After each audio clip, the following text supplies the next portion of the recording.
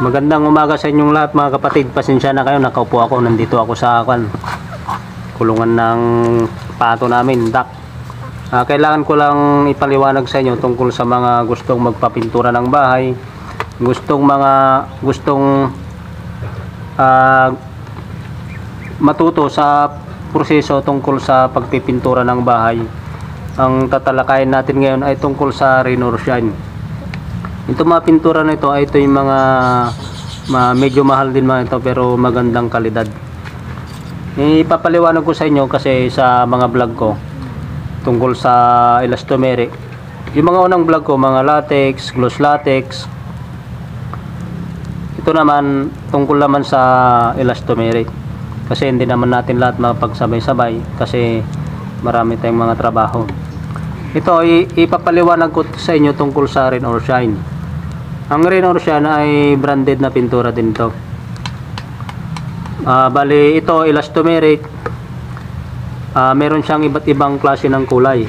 Gaya nito, ang pangalan nito ay tulips. Tulips. Light colors lang siya. Pwede ito sa interior, pwede siya sa exterior. Nasa sa inyo naman kung gusto nyong gamitin sa labas o sa loob. Pero karamihan sa loob, mga light colors, pwede ito. Tulips ang pangalan. Ito namang isa, ivory. Mas dark lang ito ng konti kaysa dito sa tulips. Pwede ring interior at exterior. Ito yung pangalan niya. Ito yung pangalan niya. Ivory. Magandang kombinasyon to mga kapatid. Itong isa naman, gold rush. Ito yung talagang kulay niya, gold rush. Para siyang gold. Ito ay ginamit ko sa bakod ng school, sa mga column, sa mga poste. Kasi yun ang gusto ng head teacher. Ito yung pangalan niya, gold rush. Nandyan din yung code niya, gold rush. Maganda rin to, parang umiilaw yung mga poste ng bahay o kaya bakod.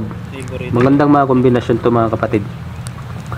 Ngayon ang ipapaliwanag ko sa inyo, ang mga pinturang ito ay ready to use. Meron siyang mga ready mix. Hindi mo na kailangang magmi-mix pa ng kulay. Hindi ka na mahirapan. Mamimili ka na lang ng gusto mong kulay sa mga paint center, sa mga nagtitinda ng mga pintura. Hanapin mo lang ang rain or shine.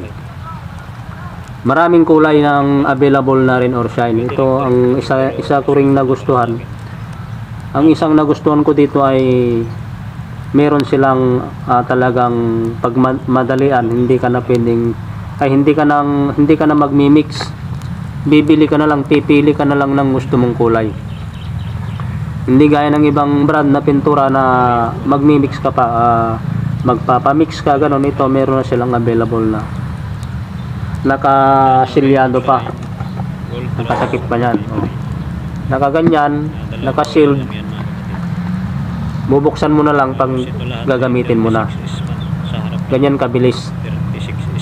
Yung iba kasi na elastomeric, imimix pa nila. Maghihintay ka pa ng ilang minuto. Pag maraming tao, maghihintay ka ng 1 oras.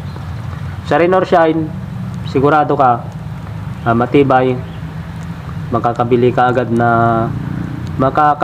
kaagad ng gusto mong kulay. Ngayon, ang preparation ng rain or shine, use. Ito yung description niya, use self-priming top coat for concrete substrate. Ibig sabihin, hindi mo na kailangan gumamit ng halimbawa flat latex, acrylic, mga solvent based na primer o kaya mga acrytex ganon. Pwede mo nang gamitin kaagad sa wall ng bahay mo, sa labas o kaya sa loob, depende sa gusto mong kulay. Ito kahit walang primer, makapit talaga, kapit na kapit. Halimbawa, bago ka magpintura ng rain or shine elastomeric, kailangan mong lihain yung wall Pagpagan mo mabuti, tapos masilyahan mo kung anong gusto mong masilya. Pwede kang magmasilya ng masonry putty, Bosni wool putty, pwedeng Acrytex cast, pwedeng masonry putty, pwede ring flat latex na may halong patching compound, pwede yon. Pero yung mga may halong patching compound o kaya masonry putty, yun ay interior na masilya, sa loob lang. Pero pag mga Acrytex, Bosni wool putty, pwede rin sa labas yun. Ngayon, pag namasilyahan mo na, pagpagan mo lang mabuti. Halimbawa, maganda na yung pagkabatak mo, lilihain mo na lang. Kailangan pag nagmasilya ka, pulido mo na. Tapos pag nagliha ka, halimbawa, skim coat ang ginamit mo, pagpagan mong mabuti.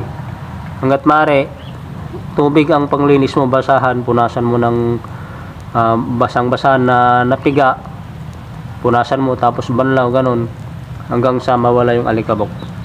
Pero pag sa labas naman, pag na-skim coat mo, pag gusto mong gamitan ng skim coat sa labas, pagkatapos maliha, pagkatapos mamasilyahan at naliha na, ang gamitin mo lang naliha, pagka skim coat kasi, hindi ka pwedeng gumamit ng number 100. Pag skim coat, kailangan number 150 ang gamitin mo. 150 o kaya 200, ganon. Kasi pag naggamit ka ng liha na number 100, pag skim coat, kita mo yung guhit ng ngipin ng liha. Pero pag Bosni wool putty naman, pwede kang gumamit ng number 100 na liha, pwedeng 120.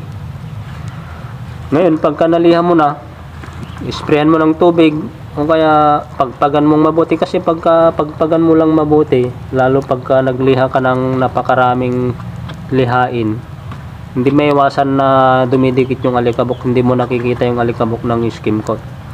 Pag sa labas ng bahay mo ay skim coat, mas maganda siritan mo ng tubig para baba lahat ng alikabok. Yun, kapit na kapit ang rain or shine. Ang isa sa problema sa pagtutuklap minsan, nasa alikabok. Yan ang tandaan nyo mga kapatid. Bago kayo magpapintura ng bahay, linisang mabuti. Kasi pagka napatungan na ng pintura yung alikabok, hindi mo na mababawi yun. Hindi baling magtagal sila sa pagpupunas o kaya paglilinis ng alikabok, pagtanggal ng alikabok. Hindi baling magtagal sila doon, basta malinis na mabuti. 100%, hindi man 100%, kapit na kapit tong pintura na to. Wala kang magiging problema. Kasi pag mag-alikabok yan, doon pumapasok ang problema. Magbabubbles talaga yan. Pwede rin, halimbawa, na masilyan mo na, nalinisan mo na, pwede ka rin mag-Acrytex primer. Pwede ka rin mag-flat latex bago mo gamitin to. Pero mas maganda, kahit Acrytex primer lang, tapos patungan mo na ng elastomeric rain or shine. Sana ay nakapagbigay ako ng kunting tips sa inyo mga kapatid. Maraming salamat sa mga subscriber ko at patuloy na nanonood sa aking YouTube channel. God bless po sa inyong lahat.